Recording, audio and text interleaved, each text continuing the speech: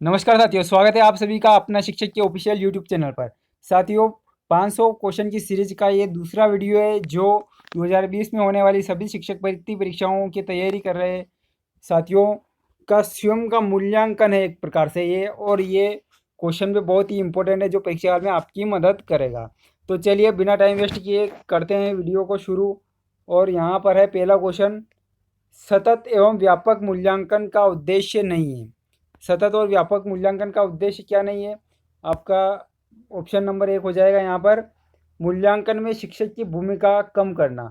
यानी कि सतत और मूल्यांकन इसलिए होता है कि उसके द्वारा मूल्यांकन में शिक्षक की भूमिका जो होती है उसको कम किया जा सके, ये होगा। या फिर दूसरा ऑप्शन है यहाँ पर, मूल्यांकन को नियमित व समग्र बनाना। यानी कि मूल्यांकन जो है उसको यानी कि नियमित बनाना है और समग्र यानी कि सभी जो छात्र है उसका जो सभी रूप से उसका मूल्यांकन हो सके।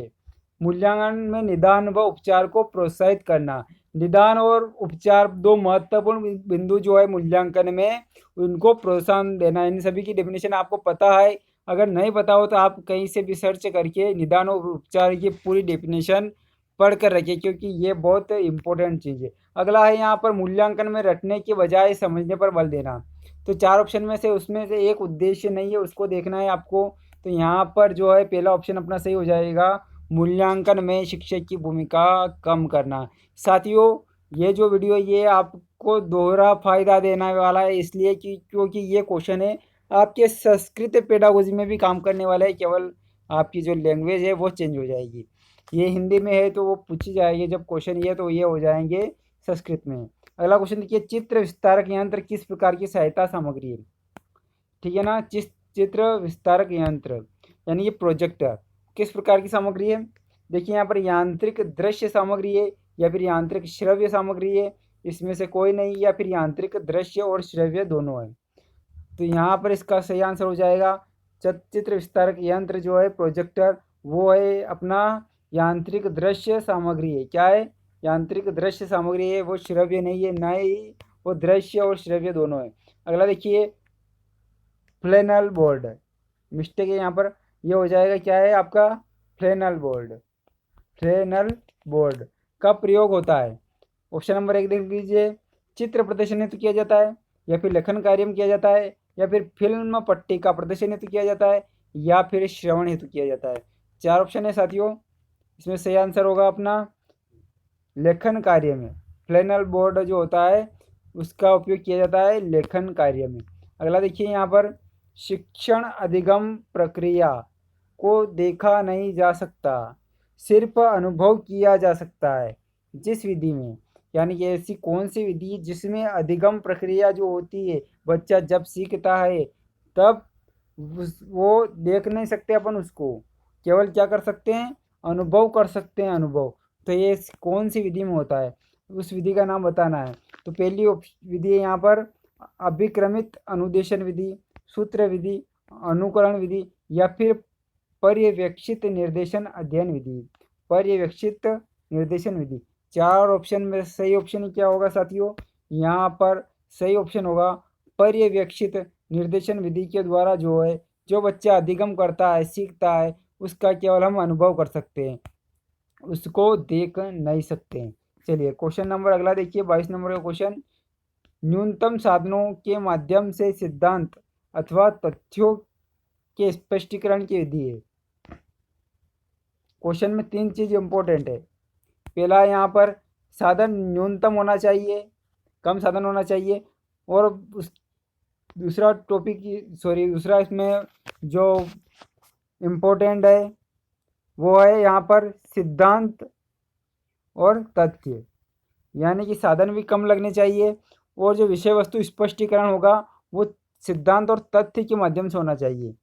चलिए ऑप्शन देख लेते हैं, प्रदर्शन विधि, वाचन विधि, सैनिक विधि, और इनमें से कोई नहीं। अब वाचन विधि में जो है साधन कम हो गया, पर उसमें सिद्धांत और तथ्य के द्वारा स्पष्ट नहीं कर सकते हैं, और नई सैनिक विधि में कर सकते हैं। तो इसका सही आंसर होगा प्रदर्शन विधि में। प्रदर्शन विधि के द्वारा जो है न्यूनतम साधनों के माध्यम से तथ्य जो विषय वस्तु है उसका स्पष्टीकरण किया जा सकता है। अगर देखिए, वह शिक्षण विधि जिसमें वे अध्यापक शिक्षण करे जो विषयगत योग्यता एवं कौशलों की दृष्टि से एक दूसरे से पूरक हो। यानी कि वह विधि बताना है जिसमें अध्यापक जो है उनकी योग्यताएं हैं, विषयगत योग्यताएं हैं और जो कौशल है एक दूसरे की क्या हैं, पूरक है। तो ऐसी कौन सी विधि होगी? जैसे कि कोई विज्ञान का टीचर है और कोई मैथ्स का टीचर है, गणित का, तो इन दोनों की योग्यता और कौशल एक दूसरे की क्या होंगे, पूरक है। उसी प्रकार भाषा के कोई हिंदी का है और कोई इंग्लिश का है और कोई संस्कृत का है, तो इनका जो है जो कौशल होंगे, जो योग्यता एक दूसरे की पूरक होगी। तो यहाँ पर देखिए इस वो विधि का नाम बताना है, भाषा संसर्ग विधि, प्रत्यक्ष विधि, दल शिक्षण विधि, भ्रमण विधि। तो यहाँ पर इसका सही ऑप्शन जो हो जाएगा दल शिक्षण विधि। अगला देखिए स्वगति स्वमूल्यांकन प्रतिपुष्टि आदि से संबंधित विधि है। स्वगति स्वमूल्यांकन प्रतिपुष्टि से संबंधित विधि है। यानी वो ऐसी कौन सी विधि है उसमें बच्चा स्वयं की गति से सीखता है, स्वयं का मूल्यांकन करता है और वापिस प्रतिपुष्टि देता है। तो यहाँ पर ऑप्शन देख लीजिए, अभिक्रमित अनुदेशन विधि, श्रुत लेखन अभ्यास विधि, निगमन विधि या फिर प्रत्यक्ष विधि। तो यहाँ पर इसका सही आंसर हो जाएगा दोस्तों अभिक्रमित अनुदेशन विधि। इसके बारे में पिछले वीडियो में इसका पूरा डेफिनेशन दिया गया है, वहाँ से आप देख सकते हो। तो यहाँ पर अभिक्रमित अनुदेशन विधि में बच्चा जो है स्वयं सीखता है, स्वयं की गति सीखता है, यानी कि विषय वस्तु को छोटे छोटे टुकड़ों में बांट दिया जाता है और बच्चा उसके प्रति अनुक्रिया करता है, सही अनुक्रिया को दोहराता है और आगे बढ़ता रहता है और गलत अनुक्रिया होती है उसको ठीक करता है। इसी प्रकार वहाँ पर उस बच्चे का स्व मूल्यांकन भी कर लेता है वो, और सही जो प्रतिक्रिया करता है, सही जो प्रतिक्रिया करता है उसके प्रति जो है अपने प्रतिपुष्टि फीडबैक भी देता है। यहाँ पर देखिए अगला, विभिन्न विषयों में निहित ज्ञान की एकता को स्पष्ट करने के लिए सहसंबंध आवश्यक है। यानी कि अलग अलग प्रकार के विषय है, उनमें जो ज्ञान है उनमें जो उन ज्ञान में भी जो एकता होती है उसमें जो सहसंबंध होता है उसको स्पष्ट करने के लिए आवश्यक है वह शिक्षण विधि से होगा।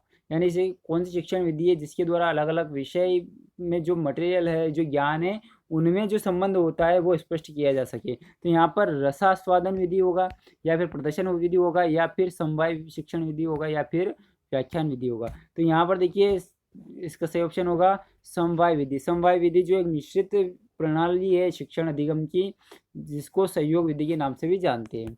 अगला देखिए क्वेश्चन नंबर 26 देखिए, व्याकरणिक नियमों को कंठस्थ कराने की अपेक्षा कक्ष में भाषाई वातावरण बनाने पर अधिक बल दिया जाता है। यानी कि व्याकरण के नियमों का ज्ञान कम करा जाए, व्याकरण के नियम कम कंठस्थ कराया जाए, उसकी बजाय कक्षा का वातावरण ही भाषाई बना दिया जाए। यानी संस्कृत सिखाना है, हिंदी सिखाना है तो पूरी कक्षा का वातावरण ऐसे बनाया जाए जिससे बच्चा बिना व्याकरण का ज्ञान लिए भाषा सीख जाए। तो दल शिक्षण विधि में होगा, प्रत्यक्ष विधि में होगा, दूरस्थ शिक्षण विधि में होगा या फिर इनमें से कोई। तो इसका सही आंसर होगा दोस्तों यहाँ पर प्रत्यक्ष विधि। प्रत्यक्ष विधि में जो है बच्चा प्रत्यक्ष जो भी है सामने से सीखता है। अगला देखिए श्रुत लेखन अभ्यास विधि का उद्देश्य। श्रुत लेखन को आप सभी जानते हैं, टीचर जो है बोलता है और जो छात्र होते हैं उनको जो टीचर जो बोलता है उस चीज़ को लिखना होता है। यानी कि इसका मीनिंग होगा सुनकर लिखना।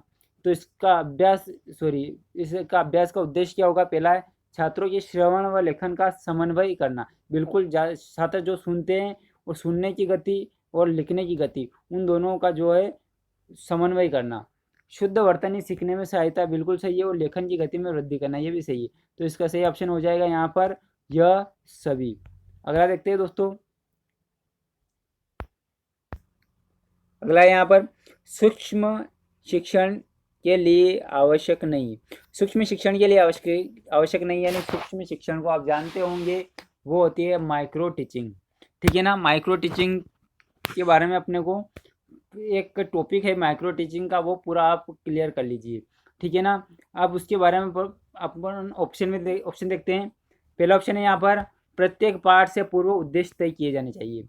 दूसरा है अंत क्रिया पर बल दिया जाना चाहिए। तीसरा ऑप्शन यहाँ पर पठन और मूल्यांकन साथ साथ चले, सॉरी यहाँ पर पठन होगा, पठन और मूल्यांकन साथ साथ चले। और चौथा ऑप्शन यहाँ पर शिक्षण की समय अवधि तय नहीं करे। तो यहाँ पर देखिए पहला ऑप्शन माइक्रो टीचिंग का अंग है, प्रत्येक पाठ से पूर्व उसका उद्देश्य तय किया जाता है, अंत क्रिया पर बल दिया जाता है और पठन और मूल्यांकन साथ साथ चलता है उसमें। ठीक है, केवल ये नहीं होगा शिक्षण की समय अवधि तय नहीं करे, क्योंकि इसमें ऑलरेडी शिक्षण की जो समय अवधि वो फिक्स होती है, वो होती है 36 मिनट, 36 मिनट का माइक्रो टीचिंग होता है, उसमें समय फिक्स होता है, इसलिए अपना ऑप्शन 4 जो है सही हो जाएगा, इसमें नहीं दिया इसलिए। चलिए अगला क्वेश्चन नंबर 29 देखिए। किसी भी नवीन भाषा को जानने के लिए मातृभाषा का आधार का कार्य करती है। मातृभाषा जो होती है वो आधार का कार्य करती है। इस हेतु जो विधि सहायक है, यानी कि अपन कोई नवीन भाषा सीख रहे हैं, यानी कि इंग्लिश सीख रहे हैं या फिर कोई दूसरी अन्य भाषा सीख रहे हैं, तो उसके लिए मातृभाषा जो है वो आधार का कार्य करेगी। तो इसलिए इस हेतु कौन सी विधि यहाँ पर सहायक होगी? ऑप्शन देख लीजिए, शब्द परिवर्तन विधि, गठन विधि, व्याकरण अनुवाद विधि और इनमें से कोई नहीं। तो यहाँ पर इसका सही ऑप्शन हो जाएगा दोस्तों साथियों यहाँ पर व्याकरण अनुवाद विधि। चलिए अगला देख लीजिए। निम्नलिखित में से कौन सा पद इकाई योजना के पदों की सही व्याख्या नहीं करता है? 4 पद है, उनमें से एक पद ऐसा है जो इकाई योजना के पदों की व्याख्या नहीं करेगा। चलिए यहाँ पर देख लेते ऑप्शन। पूरी इकाई को उप विभागों में बांटना, शिक्षण विधियों को निश्चित करना, आवश्यक नहीं कि संपूर्ण पाठ्य सामग्री को एक रूप इकाइयों में संगठित किया जाए, और अगला है शिक्षक विद्यार्थी की क्रिया प्रत्येक विभाग के लिए निश्चित करना। तो यहाँ पर जो है एक पद जो है वो इकाई योजना के पदों की व्याख्या नहीं करेगा, वो होगा ऑप्शन नंबर 4, क्योंकि शिक्षक विद्यार्थी क्रिया प्रत्येक विभाग के लिए निश्चित करना। अगला देखिए, भाषा प्रयोगशाला विधि की उपयोगिता देखी जा सकती है। भाषा प्रयोगशाला विधि वो विधि है जिसमें भाषा प्रयोगशाला बनाई जाती है, उसमें भाषा सीखने के लिए दृश्य, श्रव्य व अधिगम के सारे साधन उपलब्ध होते हैं, वो होती है भाषा प्रयोगशाला। अब उसकी क्या उपयोगिता है? ऑप्शन नंबर 1 देख लीजिए। अन्य छात्रों के अध्ययन को प्रभावित किए बिना स्वगति से सीखना, बिल्कुल सही है। अभ्यास पर अधिक बल देने का अवसर प्राप्त होता है, बिल्कुल सही है। भाषा अर्जन के सक्रिय वातावरण का निर्माण की अधिक संभावना होती है, ये भी सही है। और उपयुक्त सभी, तो यहाँ चारों ऑप्शन बिल्कुल सही है, तो ये अपना उपयुक्त सभी सही हो जाएगा। क्वेश्चन नंबर 32 देख लीजिए। वाक्य रचना व शब्दों के उचित प्रयोग का अभ्यास किया जाता है। वाक्य रचना व शब्दों के उचित प्रयोग का अभ्यास किया जाता है, किसमें किया जाता है? श्रुत लेखन द्वारा, फ्लैश कार्ड के द्वारा, आमंत्रित शब्द के द्वारा, इनमें से कोई नहीं। तो यहाँ पर वाक्य रचना व शब्दों के उचित प्रयोग का अभ्यास जो है फ्लैश कार्ड के द्वारा किया जाता है। थैंक यू दोस्तों।